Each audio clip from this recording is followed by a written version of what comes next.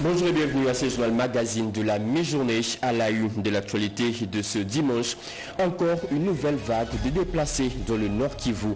2 milliers de personnes ont fui leur village après la reprise des affrontements entre l'armée nationale et le M23. Ils se réfugient dans le camp Mabanga Stade. Sur place, les conditions de vie sont de plus en plus difficiles. Le détail à suivre au début de ce journal. Également, au sommaire de votre 13h30, les cortèges des officiels se comportent en véritable hors-la-loi sur la route. Ils brûlent le feu de signalisation, ne ralentissent pas au niveau de passage piéton. Ils violent les routes à sens unique. Ils menacent presque chaque jour d'autres conducteurs, pourtant sur la bonne voie de la chaussée. C'est presque une anarchie totale. Vous suivrez une chronique dans un instant. Et enfin, Kinshasa, toujours dans la tourmente, les embouteillages quotidiens, les routes délabrées, les codes de la route pas respectés. Se déplacer dans la capitale n'est plus aisé. Les routes à Kinshasa deviennent un véritable cauchemar pour les automobilistes. C'est l'un des dossiers à suivre dans la seconde partie de ce journal. Une seconde partie que nous entamons dans quelques minutes. Place d'abord à l'actualité des dernières minutes.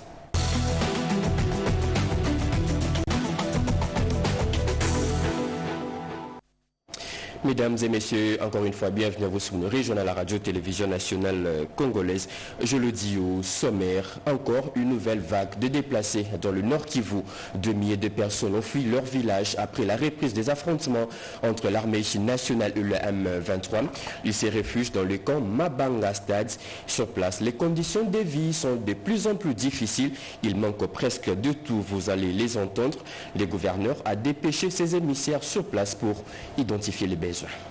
Dans le cadre de la protection et de l'assistance aux différents déplacés de la guerre imposée au pays par le Rwanda via le M23, le gouverneur militaire du Nord Kivu, le général-major Peter Chirimwami-Nkuba, a dépêché sa conseillère principale en charge des affaires sociales et humanitaires, maître Priska Luanda Kamala, accompagnée de partenaires du gouvernement congolais dans le site Mabanga Stade, site de la 8e CEPAC, Lac Vert et le Chagala Extension. C'était le vendredi 10 janvier 2025. Au terme de la visite, les déplacés ont exprimé le vœu de voir le retour de la paix pour qu'ils regagnent leur milieu d'origine. Tunaomba msaada watusaidie sana na mabashi zinakinisha chakana watoto wanataka kufanya njala, tunateseka sana baba. Serikali itusaidie, itufungulie njia turudie kwetu. Atusaidie sana setu na chakula bashe na watusaidie sana na kufungula ni barabara tuangalika tunaweza kurudia kwetu. Shida mingi hapa mingi hawapokeaki. Shida ya pili ni sécurité. L'émissaire de l'autorité provinciale a signalé que leurs besoins étant déjà identifiés, chaque partenaire humanitaire devra apporter une solution à cette nouvelle vague de déplacés. Avec cette guerre qui a éclaté à Massissi dernièrement, dans la partie du territoire de Rutshuru, nous devrions venir pour voir qu'est-ce que nous pouvons faire urgemment à cette nouvelle vague de déplacés. Il y a quelques déplacés qui ne sont pas assistés actuellement. Il fallait qu'on vienne du gouvernement et de l'autre côté des partenaires pour essayer de trouver la solution.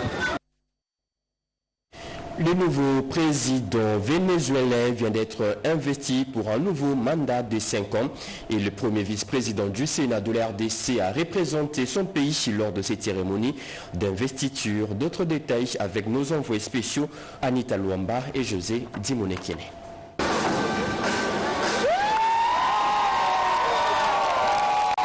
Prêtant serment sur la Constitution devant le président de l'Assemblée nationale, Yoré Rodriguez. Cette cérémonie grandiose de ce vendredi 10 janvier 2024 au Parlement vénézuélien consacre l'investiture de Nicolás Maduro pour un nouveau mandat présidentiel.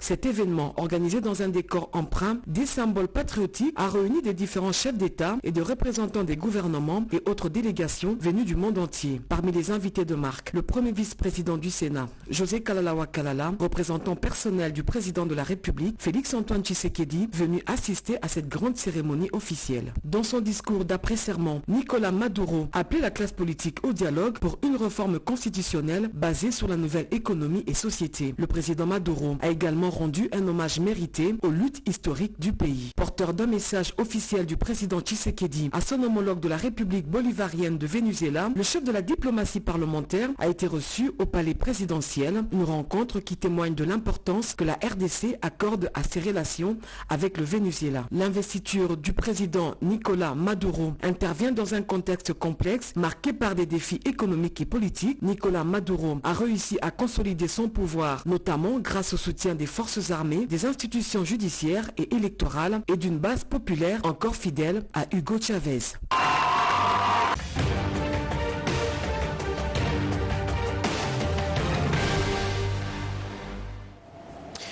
Déjà des pleins pieds dans la seconde partie de cette édition, essentiellement magazine. Nous l'ouvrons avec la semaine du président Pierre Kibambe Somoïsa revient sur la cérémonie de passation de commandement présidée par le chef de l'État. Félix-Antoine Tshisekedi a aussi au cours de cette même semaine assisté à l'investiture du nouveau président ghanéen. Et en début de la semaine, le président de la République était à Qatar pour une visite de travail de 24 heures. La République démocratique du Congo et le Qatar entretiennent d'excellentes relations bilatérales d'amitié et de coopération.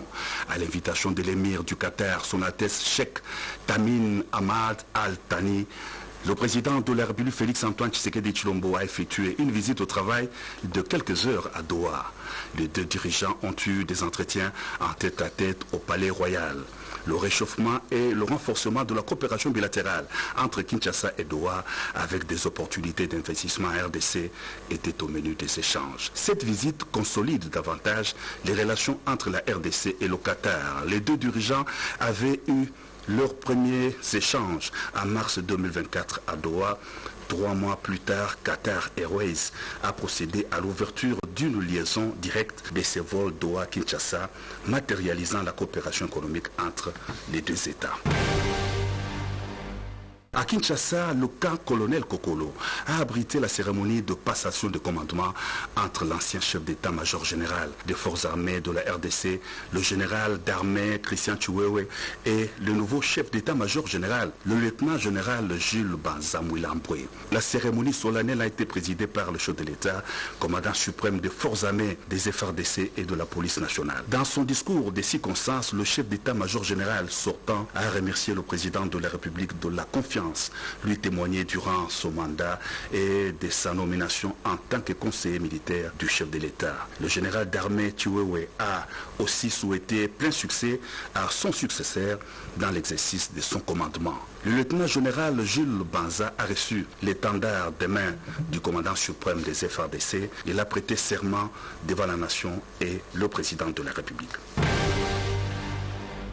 En compagnie de la distinguée première dame, Denise Nyakeru Tshisekedi, le président de la République Félix-Antoine Tshisekedi Tshilombo a assisté à Accra à l'investiture du nouveau président du Ghana, John Dramani Mahama. La cérémonie s'est déroulée à la place de l'Indépendance, au centre-ville de la capitale ghanéenne, en présence d'une vingtaine de chefs d'État africains. Invité personnel du président Dramani, le couple présidentiel de la RDC est allé féliciter le nouveau couple présidentiel du Ghana avec lequel il entretient d'excellentes relations d'amitié. Aussitôt revenu à Kinshasa, le chef de l'État, commandant suprême des forces armées de la RDC et de la police nationale, a présidé à la Cité de l'Union africaine une réunion du Conseil supérieur de la défense élargie. La situation opérationnelle sur l'ensemble du territoire national, spécifiquement dans la partie est du pays, a été passée à refus au cours de la séance de travail. La montée en puissance des forces armées et la riposte militaire que la RDC apporte face à la guerre d'agression que mène le Rwanda et ses supplétifs terroristes du M23 ont été évoqués dans la réunion. Dans les rapports faits par le chef d'état-major général, les troupes des FARDC ont repris l'initiative. La montée en puissance des forces armées de la RDC va se poursuivre et les parties du territoire occupées par les forces d'agression seront récupérées, a indiqué Patrick Mouyaya, porte-parole du gouvernement, à l'issue du Conseil supérieur de la défense élargie.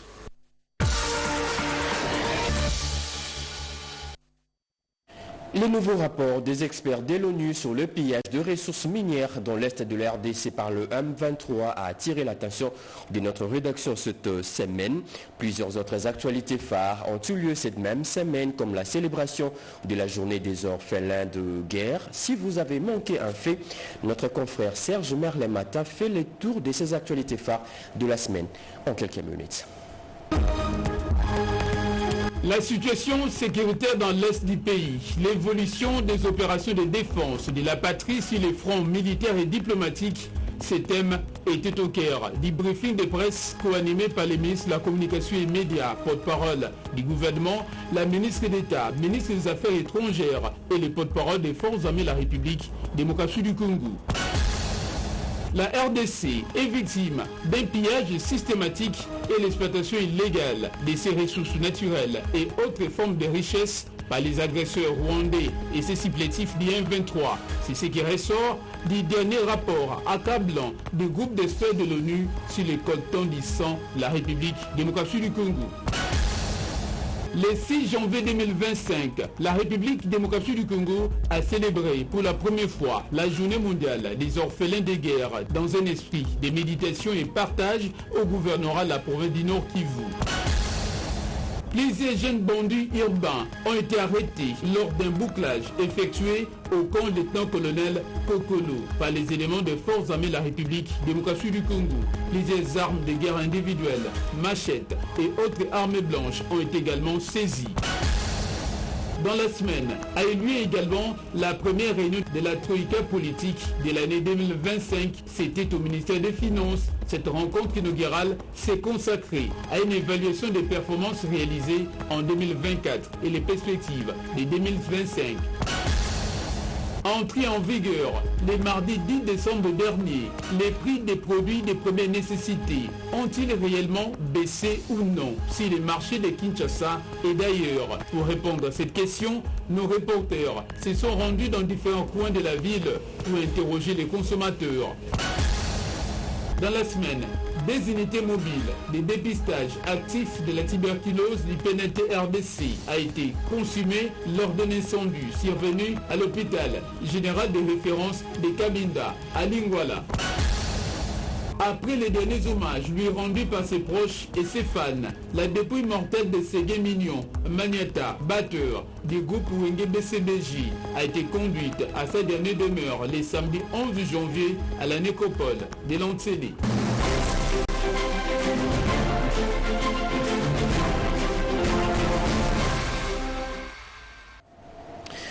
Certaines routes de la commune de La Gombe changent petit à petit de visage. D'importants travaux de réhabilitation et de modernisation se font presque chaque jour pour une rénovation totale. C'est le cas des avenues Pumbu et Monjiba. Peggy Mukunda était descendu sur place pour faire le constat.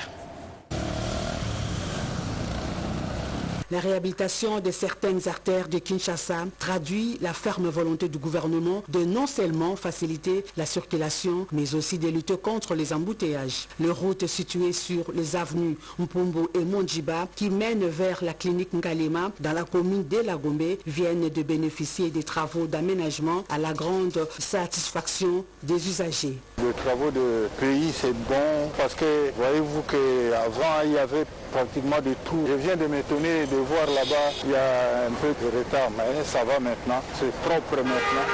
Oui, je préfère que ça continue comme ça se change parce qu'il y a des fois on discute aussi entre les amis que l'État ne fait rien, il ne travaille pas, mais pourtant il y a du travail qui se fait. Pour certains Gombe, seul ne suffit pas, il faut que d'autres communes de la ville, province Kinshasa, bénéficient aussi du même traitement. Ça facilite la circulation, le gouvernement a bien fait que ça continue dans d'autres communes comme dans la cité. Ici c'est en ville, c'est beaucoup praticable, c'est la fluidité, c'est normal, mais nous attendons d'avoir des actions concrètes au niveau des cités. Là-bas, il y a à boire et à manger. Cette belle initiative de réhabilitation de routes doit également s'étendre dans différentes provinces de la République démocratique du Congo. Il doit centraliser dans les provinciales, comme si c'est une partie des provinces. Ce qu'il fait ici, il doit faire dans tout le Congo. S'il commence par-ci, qu'il ne s'arrête pas par-ci. qui contribue dans tout le Congo parce que c'est le gouvernement. Revêtir Kinshasa, pourquoi pas la République démocratique du Congo de sa plus belle robe datant et les soucis majeurs du gouvernement car il n'y a pas de développement sans route. Kinshasa, toujours dans la tourmente des embouteillages monstres. À cela s'ajoute les routes délabrées, les codes de la route pas respectés. Se déplacer dans la capitale n'est plus aisé. Les routes de Kinshasa deviennent un véritable cauchemar pour les automobilistes. C'est le premier dossier de ces journaux signé Pati Tondouaro. Depuis un certain temps, la ville-province Kinshasa connaît des embouteillages monstres. Et parmi les causes, on peut citer l'état défectueux de ces routes. Un véritable casse-tête pour les usagers. Les travailleurs et écoliers peinent pour arriver à l'heure au lieu des services comme à l'école, sans oublier ceux qui évoluent dans les secteurs informels. Nous sommes au croisement Sayo-Birmanie. Cela persiste. Nous demandons à ce que l'État congolais puisse s'impliquer pour que nous puissions nous éviter des embouteillages.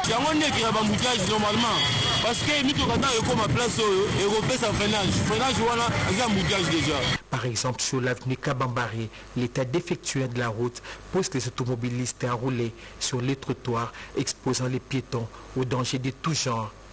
Les grandes artères telles que Kabinda, Kabambari, Nyangwe, Kalembelembe, Bokassa, Kassavubu, Victoire, Bypass, Assosa, 24 novembre et tant d'autres, censés faciliter la circulation, sont malheureusement dans un état de délabrement très avancé sur certains de leurs tronçons. D'où ces cris de détresse. En tout cas, ces délabrements de la route au niveau du croisement Éthiopie-Victoire ne permet pas une bonne circulation des personnes et de leurs biens.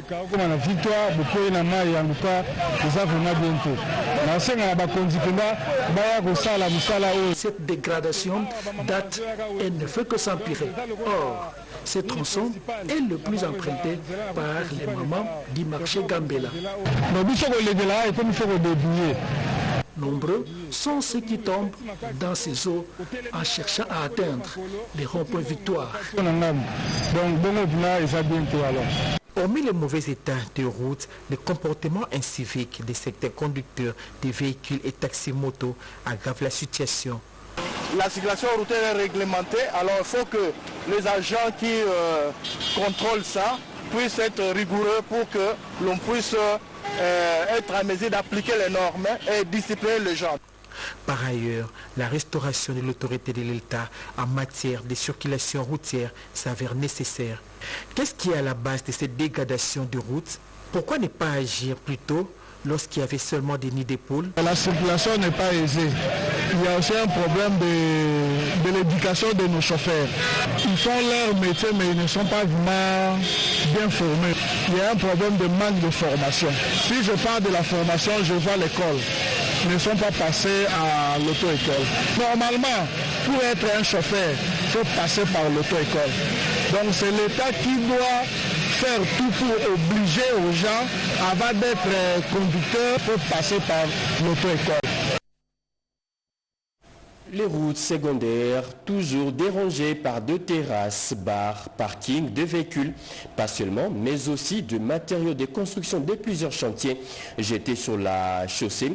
Une situation qui amplifie encore davantage les embouteillages dans la ville. Pati Tondouaro, encore une fois de plus. Sillonner les routes principales de la ville-province Kinshasa, le gouvernement s'est résolu de construire et réhabiliter des artères secondaires. Mais hélas, celles-ci, une fois aménagées, sont prises d'assaut par des parkings, des débits de boissons, garages et autres commerces. La route secondaire, ça vraiment bien. Les routes secondaires ont été bien aménagées, mais le problème réside dans la quasi-absence des parkings pour ceux qui ont créé des terrasses. Les conducteurs des véhicules parquent sur la chaussée et c'est ce qui crée les embouteillages. Plus loin, les matériaux nécessaires pour les chantiers en construction envahissent la chaussée en occupant une de ces bandes, parfois le trottoir, obligeant ainsi les piétons à utiliser la chaussée comme voie de passage, et c'est là à leur risque et péril. Plusieurs voix se sont levées pour condamner ces comportements inciviques. Concernant la circulation ici, il faut d'abord que nous-mêmes on prenne conscience. En tant que patriotes, on doit aussi avoir l'amour de la patrie, pouvoir aimer que les choses se passent du mieux possible. Il y a les chauffeurs, il y a les motards, il y a les habitants. Personne ne respecte les règles au fait. Chacun fait ce qu'il veut, chacun fait ce qui lui passe derrière la tête. On n'a pas le temps à réfléchir à comment respecter l'ordre, comment éviter de mettre le débris partout, et c'est compliqué au fait. Le problème de notre pays, ce n'est pas d'abord l'État, c'est d'abord nous-mêmes. Je pense qu'il faut seulement renforcer au fait la sécurité ici pour interdire aux gens de faire n'importe quoi, de parquer en désordre, les motards de stationner n'importe comment en fait. S'il y a un suivi sur ça, je pense que ça pourrait régler l'affaire. D'où l'importance de la restauration de l'autorité de l'État au niveau des chefs de rue et quartiers ainsi que des bourgmestres. Bon, je m'exprime en tant que chef de rue au quartier de Nambaki dans la commune de Bumbo. On attend la direction à Chaba. Je suis au croisement des avenues Assosa, Landou. Nous sommes des chefs des rues. Nous faisons des rapports acquis de droit, mais rien n'est fait. Nous ne sommes pas considérés. Il y a des chauffeurs qui roulent toute la journée et le soir, ils viennent parquer sur la chaussée sans être inquiétés. Ceux qui ont des chantiers déposent leurs caillasses et sable sur la chaussée et les ménagères, de leur côté, jettent des immondices dans les caniveaux qui ne sont même pas curés.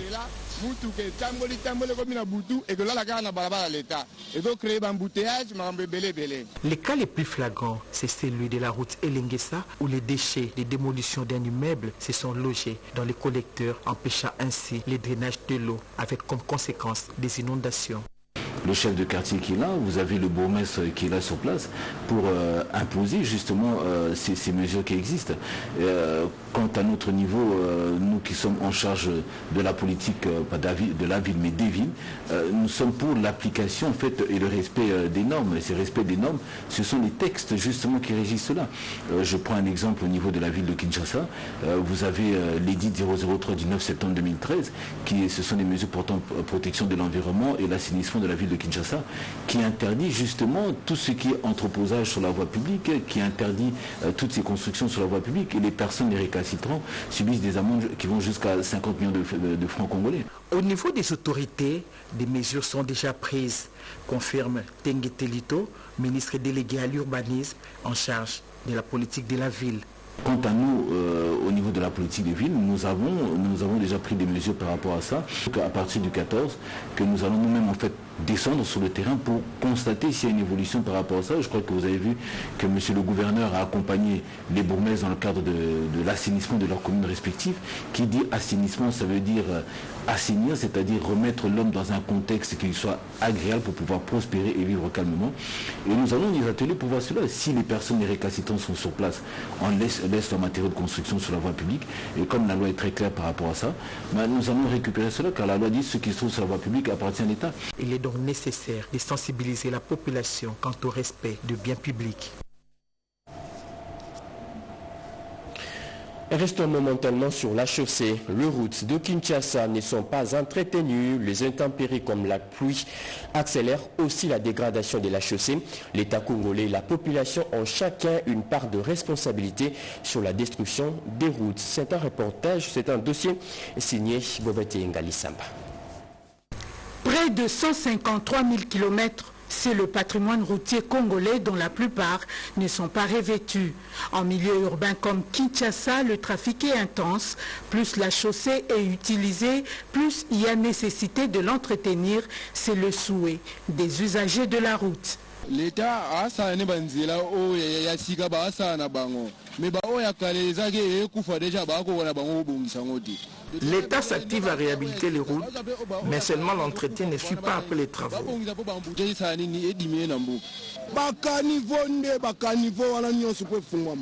Les caniveaux doivent être débouchés pour éviter la détérioration de la chaussée. Le professeur Dr Pandou assure tous les coûts relatifs aux routes à l'INBTP. Pour lui, plusieurs facteurs sont à la base de la détérioration d'une route. Les problèmes sont multiples.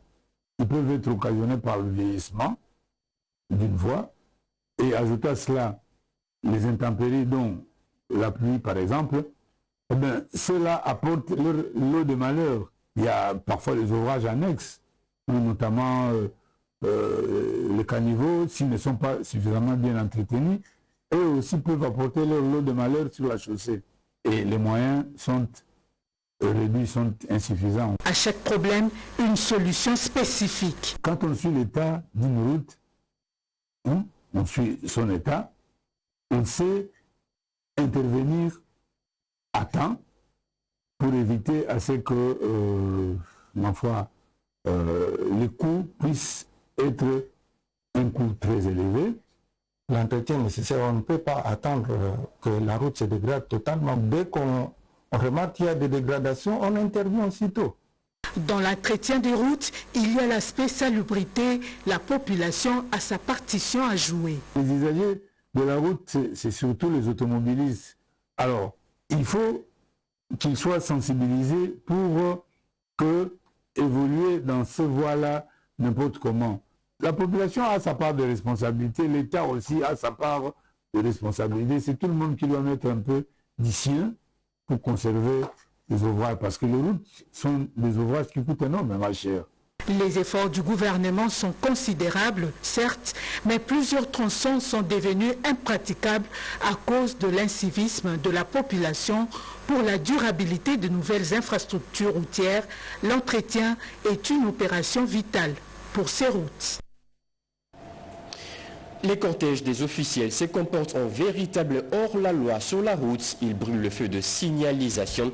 Ils violent les routes à sens unique. Ils menacent presque chaque jour d'autres conducteurs, pourtant sur la bonne voie de la chaussée. La PNC et les conducteurs aussi entrent dans la danse. L'anarchie totale est observée sur les routes de Kinshasa. C'est une chronique signée Edith Chalakatala. L'autorité de l'État, c'est tout simplement la démocratie. À Kinshasa, siège des institutions, l'autorité de l'État a besoin d'être vécue. Elle est totalement absente sur la chaussée. Le code de la route est un chiffon pour certains détenteurs des pouvoirs publics. Le policier qui aide son chef à violer le code de la route le fait avec zèle et croit que la République le paye pour ça. C'est lui qui incarne l'autorité, convaincu d'être sorti de la cuisse de Jupiter et tranquillement adossé à son siège de derrière et très souvent au téléphone, pendant que son chien de garde menace les citoyens qui est sur la bonne voie de la chaussée. Son véhicule de cortège va à gauche, va à droite, au point de mettre la vie des autres en danger. L'autorité a des urgences. C'est la parade, même quand c'est une rencontre privée. Imaginez dans les taxibus d'à côté, une mère dont l'enfant est agonisant à l'hôpital, en train d'aller trouver un cousin qui lui a promis 5 000 francs pour la prise en charge de son enfant. C'est à elle qu'il faudrait poser la question de l'urgence. L'autorité est pressée et peut violer le code de la route. Le client du Wewa aussi est pressé. Il viole le code de la route. Le taximène a le versement à atteindre. Il viole le code de la route. Finalement, la chaussée est une jungle, sans loi, au beau milieu des villes congolaises. Kinshasa en première ligne. Ailleurs, lorsqu'on vous arrête, dans ce cas, c'est à l'hôpital qu'on vous amène pour plusieurs examens. Le policier des circulations routières est désarmé. Il n'a aucune force pour empêcher que ses chefs ne violent la loi avec une telle suffisance. Alors il s'occupe de ce qu'il peut mieux faire, tracas des plus faibles, les chauffeurs. Comment la poche à bouton de mon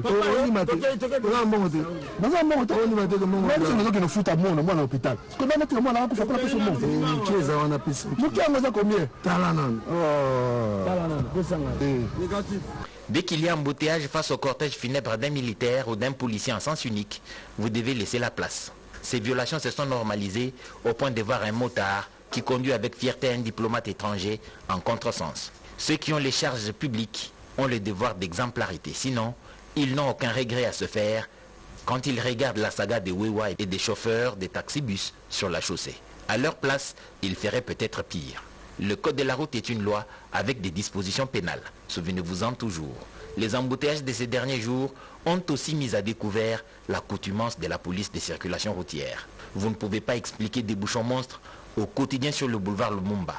3 km d'embouteillage en allant à l'aéroport et 3 km dans le sens inverse, seulement parce qu'à hauteur de Kinmarché Apocalypse, il y a une sortie de changement de direction des véhicules. La police est incapable depuis des lustres d'ordonner des arrêts des bus. L'on peut s'arrêter en pleine chaussée pour prendre son client, pourvu que son poing soit fermé sur un billet de banque, disposé à passer dans toute main ouverte à proximité. Et puis, dans toutes les grandes villes du monde, les approvisionnements se font de nuit. Excepté Kinshasa, avec ses près de 20 millions d'habitants. Vous avez en plein jour des camions de boissons, des remorques de ciment, des bennes de sable qui se disputent la chaussée avec le transport en commun et personnel. Être rigoureux dans la gestion de la route, c'est aussi structurel. Il y a lieu de discipliner les mœurs d'abord avec la sanction, pas le racket. La même chaussée est fluide quand c'est la garde républicaine qui régule. La peur du gendarme a disparu. La police n'est juste d'aucun respect parce qu'elle rigole quand il faut sévir. Apparemment déjà 422 000 francs congolais. Ce moment là, biso bibaxelo kwa no kenduki. Déjà na okata notre perception. Moi-même j'ai coupé une note avec une.